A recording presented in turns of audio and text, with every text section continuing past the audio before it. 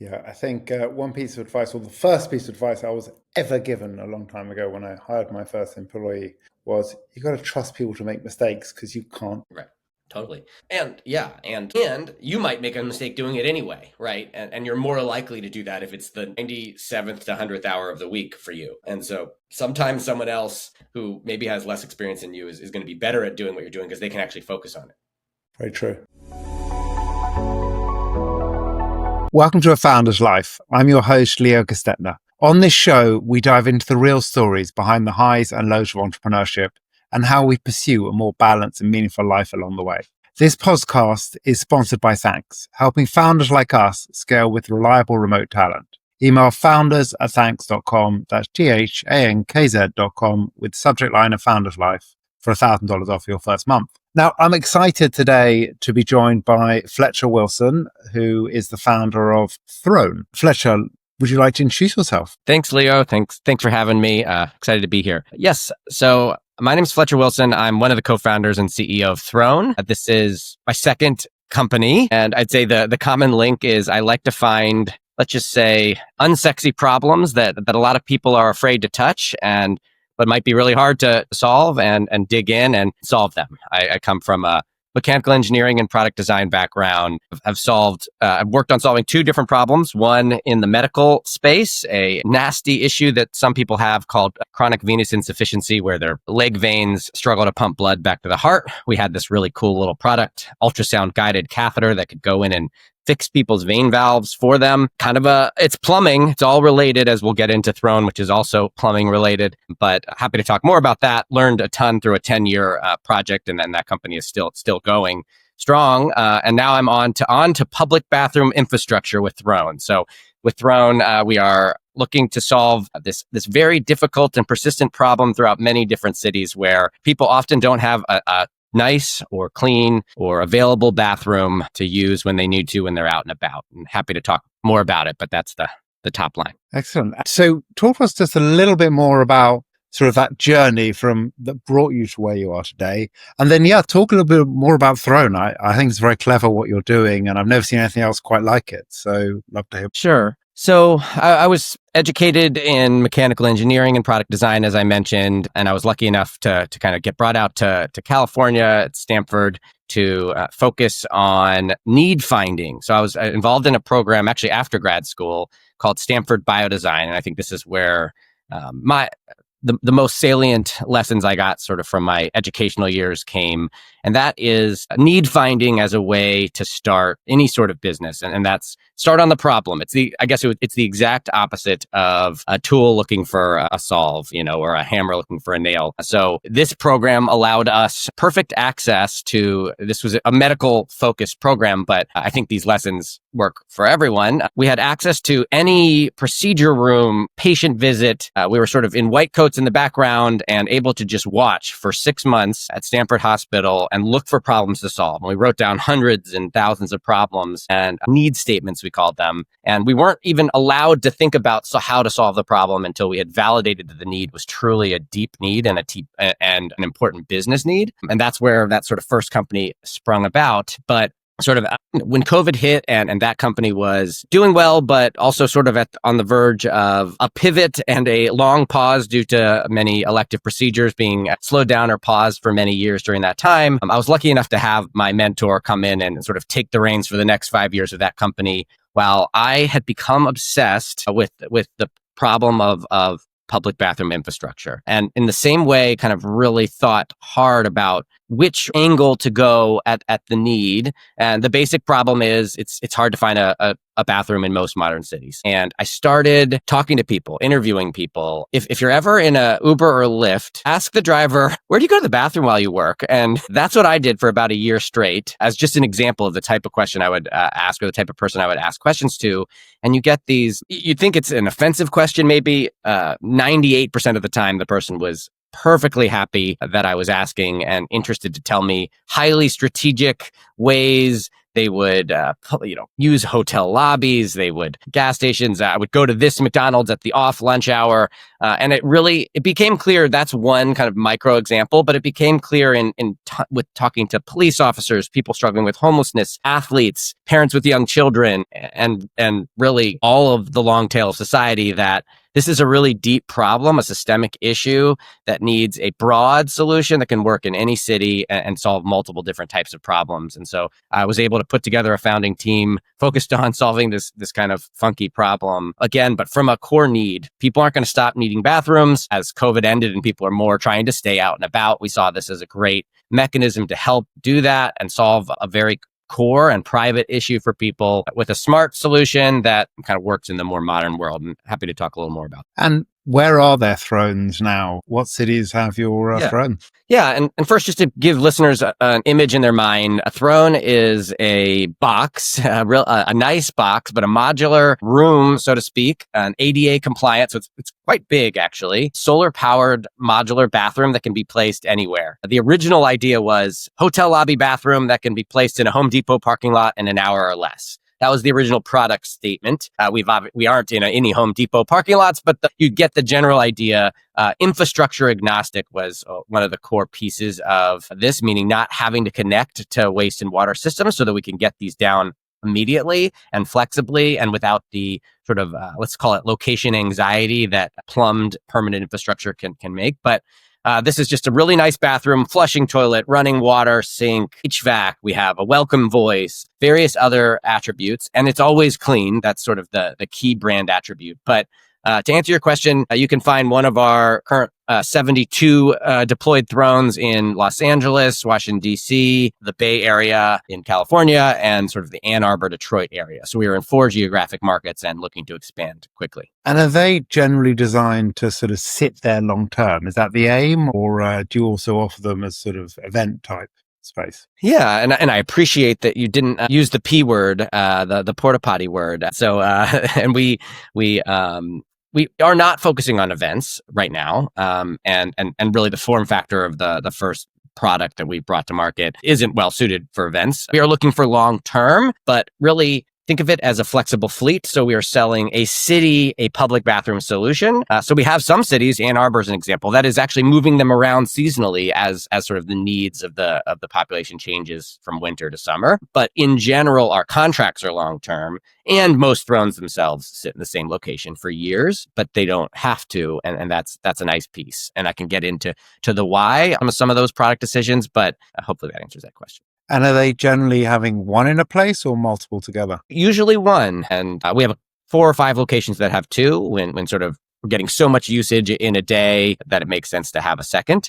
But in general, we're looking for kind of these bathroom deserts to create bathroom islands, and in a lot of situations, traditional public bathroom built infrastructure, makes sense to put 10 bathrooms in one location, but that's actually quite inconvenient in, let's say, a downtown shopping district where it might even be better to have one every 2 blocks, or in a park system where you want a bathroom scattered throughout. So we went with the sort of modular approach, but yes, you can always stack multiple next to each other as needed. I seem to remember reading something about one of the clever things you've done is almost copying the sort of Uber Lyft type model, which is the person using the bathroom sort of gets rated as well. Yeah, so the problem we're trying to solve there, as we were talking to customers early on, was that of safety and security. So very often a city would tell us, we tried to put bathrooms in so-and-so location, and it just caused too many issues of nefarious activity, to put it one way. And our police were constantly being called there, or people feeling unsafe. And so our early pilots were really geared around more behavioral science and how can we create a loyal and conscientious user base and some form of accountability for the user. That is the tricky problem in public bathroom infrastructure and honestly, public infrastructure in general. And the solution we settled on, which has various facets, some of which people initially hear and are uncomfortable with, but we are very thoughtful in protecting the privacy of users. Nothing is more sort of private than using the bathroom, right? But what we are trying to do is just create that tiny thing in the back of your head that makes you take care of the bathroom and leave it the way you got there. And that's really what we're trying to do. And so as people go into the bathroom, there are multiple ways to enter. You don't have to have a phone, but most of our users enter with a phone. You do not have to download an app. We have an app for people that want to know where bathrooms are all over the city, but most people don't use the app. The way to get in is you scan a QR code. It pre-populates a text message on your phone. You hit one button, send. The message will say, send this message to use the throne. You hit send. The door slides open automatically. A welcome voice lets you come into a clean bathroom. But the first thing, and one of the reasons we have this phone entry, is it asks you, how clean is the throne? And by answering that question, we are able in real time to create a clean risk score. And then we also run a cleaning crew in all of our distributed locations that are basically roaming around finding the most important throne to clean next based on our user reviews and comments. People can also write text, and people like to give us in hilarious detail their insights as to what's going on inside the throne. And we love that they do that. And so we're able to create both qualitative and quantitative metrics around the cleanliness of the units. We are also attaching nothing except that user identity, which is the phone number in the case of the QR SMS entry, to that use, which is helpful. So people can let us know how it's doing. And a lot of people ask us, okay, so are you blocking a person just because the next person rates it down? And the answer is no. We are more taking a broad view at what are the times of day? When do we need to clean or staff service more on certain days? And in general, the reason we're asking this question is just to keep the thrones really clean. But there are times when very egregious activity happens. Maybe people refuse to leave, illicit activity that is fairly obvious. Sometimes even our customers will tell us. So when the people that use the unit at 242 were doing X, Y, and Z, we are very careful, but we warn and block users that repeatedly kind of break the terms and conditions of the throne and aren't using it just for a bathroom. And so it's not like we are keeping, this user is a 3.8 user and in exactly the sort of Uber, Lyft mentality. I'd say most of it is because I know that I entered with my phone number. I'm just more likely to pick up the paper towel I dropped. And honestly, that is more what we're trying to do. And then in the sort of extreme cases, warn. And we do sometimes revoke access for people that are repeatedly causing issues with. I mean, that's the clever thing about the Uber passenger rating. As far as I know, they were the first people, certainly in mass, to do anything quite like that. And it made people actually be politer to the drivers than they ever were before, because you don't want to get rated badly. So moving on to the next thing. So tell me what family means to you. How does family look? I have 4 young children. All the even numbers between 2 and 8. So we have a loud, chaotic, and messy home right now, and a wife that has supported me through 2 of these startups. And that, by the way, is a podcast in and of itself, how to maintain a healthy enough marriage through founding a company. I'm so lucky to have her and these 4 kids. And we live in just outside of the Philadelphia area. Lovely. And what about health? So how do you keep healthy, whether that be mental health, physical health, nutrition, sleep? How does health look for you? I'm lucky that my wife is very exercise prone and has kind of taught me that we all need to sort of take a break from the kids and exercise every day. So both of us trade off, I would say, with these kids, the ability to go play 3 hours of pickleball every day, which is probably what I would do at this point if I had the time, is harder. So I am probably every night jogging at night and thinking about work for about 25 minutes around my neighborhood. That is my current health, I would say, exercise routine. There is a balance. I wish I could do better with eating and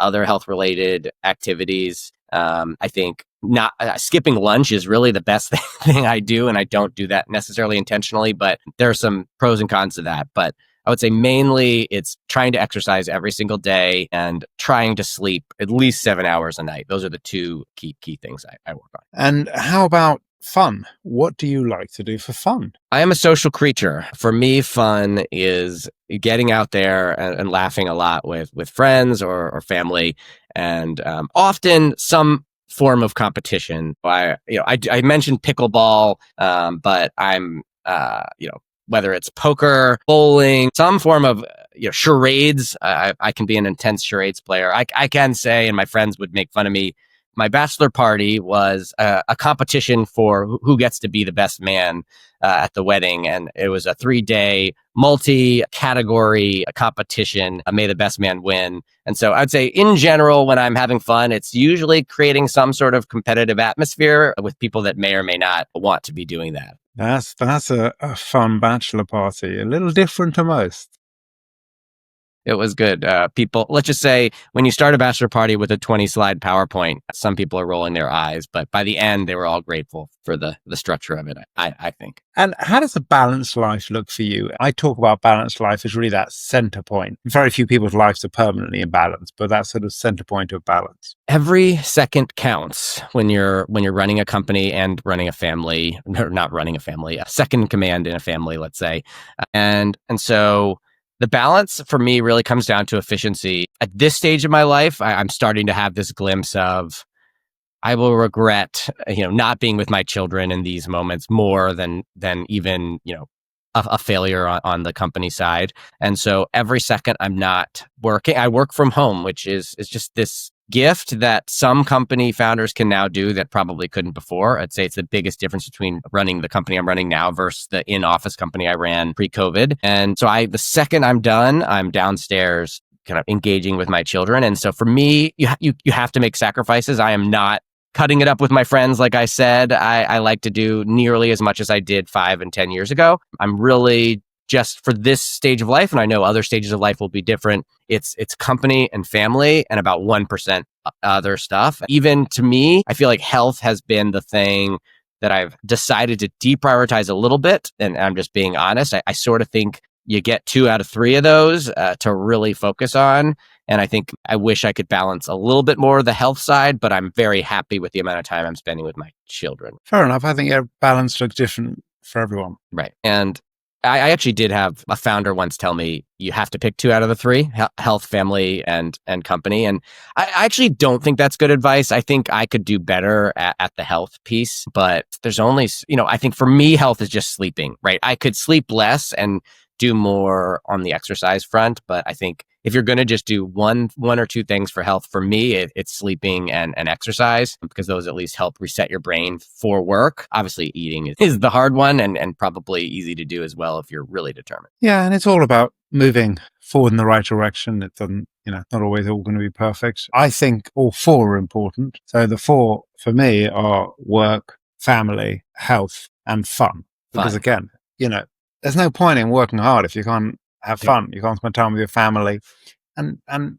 you need to be healthy because you want to be around long term. And I also am a big believer in healthy body, healthy mind. Doesn't mean you need to be perfectly fit, but I think, healthy body, healthy mind do go well together. Yeah. And I think one thing I would expand on, I think, again, back to the efficiency, it's about the more you can combine those things in the same time. So I'm finding things I can do with my kids that I find fun and they find fun. I think that's an important one.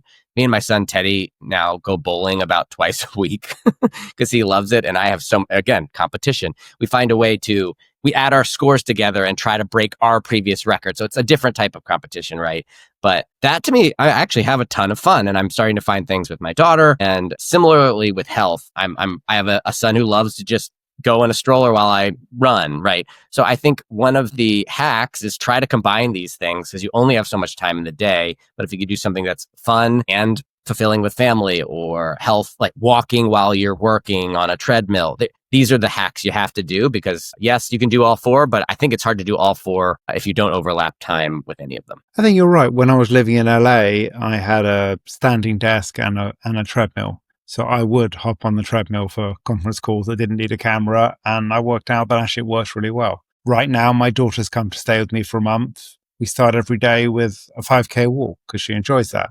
When I'm with my son, we go weightlifting in the gym every day. So yes, it's finding things that definitely allow us to combine. And what has been a pivotal moment for you? For me, I think it was the birth of my 3rd child. So I only had 1 sibling growing up. I never could imagine having more than 2 kids. And the 3rd, let's just say I wasn't planning on it, but blessed when it happened. My wife tells me this all the time. You changed as a father when we had our 3rd kid. I think that's when I let go of, I'm still trying to preserve I need to go out with friends twice a week. And the things that fulfilled me in my, let's just say early to mid 30s, I had this realization that I can still be fulfilled. I just need to find different things to fulfill those. And what drives me is now going to be being a good dad and successful entrepreneur. But I think it was that 3rd child that sort of it's no longer possible to try to maintain the old life. And I think for me, when I had 1 and 2 kids, I was sort of stuck in this middle. So the turning point for me was having a third kid, and I've become happier and more fulfilled, kind of shedding that previous life to some extent. Perfect. So how about the fourth kid? Well, she's the forgotten child. If anyone has 4 kids, they understand this. She can raise herself, the toughest of them all by far. She's putting her own Band-Aids on when she falls off a scooter and skins her knee. So I'm kidding. Of course, she's the current love of my life. She's just so cute and fierce. Yeah, I don't worry. We haven't actually forgotten about her. It's just they need less rearing as the number goes up. But it is funny. I mean, I've only got 2, but there's no question that even the second one, you realize they don't really break. So you sort of leave them to it a lot more, because the first one, you're worried that, everything is a problem. And then the second one, you're like, they'll be fine. Totally. It's the only way to go. Yep. And what's one piece of advice you'd give to an aspiring entrepreneur? But is this a young entrepreneur or sort of someone who is later in life? Because I think they're different. So why don't we get both? Okay. If I actually think a young entrepreneur can weight things differently and can leverage their time to counteract their lack of experience. And I think the advice I would give, though, would just be use that. I think it does make sense to grind a lot, because you're going to have this opportunity. Hopefully, you can return money to your investors if it's an investment-focused venture. But at minimum, even if you fail, all those lessons are potentially going to lead to a much more refined approach the next time around. So get that done as fast as possible. Grind, find the failure. I think that is ubiquitous for any founder. Don't try to find the solution, try to find the failure points. Whenever investors ask you, what is the biggest risk of this company? Finish the call, think about the answer, and then focus only on that for the next week. I think those are the things that matter most and I think there's so many people I see building their MVP,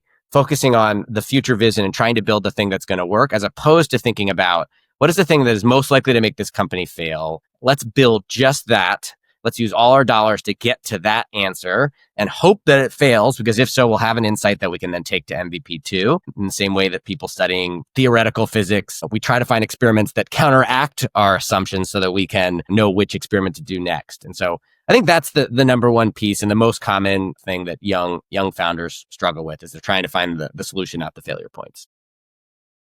Great piece of advice. And what's the other piece of advice you've got? I think as you get older, perhaps, and I'm generalizing a little bit, but have a little less time. It is impossible to put 100 hours a week in if you have a family. But that doesn't mean you can't be just as successful. The answer is you have to start trusting people around you to do the stuff that you aren't superpowered at. And I think that was one of the biggest changes for me. I started my first company as a solo founder, and this time we have 3 founders.